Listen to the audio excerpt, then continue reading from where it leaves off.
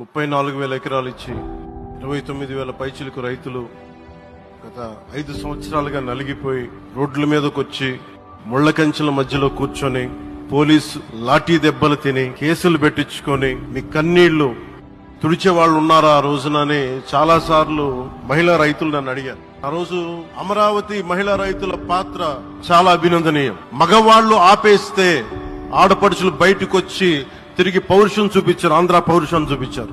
మీరికి నా ప్రత్యేక అభినందన. అమరావతి శాశ్వత రాజధానిగా ఉంటుందని ఆ రోజు మేము మాట ఇచ్చాం. కానీ అమరావతి అంటే 5 కోట్ల ఆంధ్ర ప్రజల ఆత్మగౌరవం.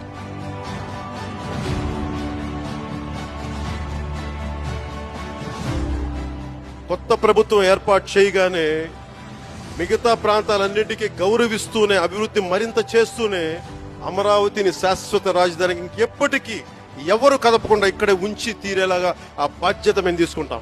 ఆంధ్రప్రదేశ్ రాజధాని అమరావతి.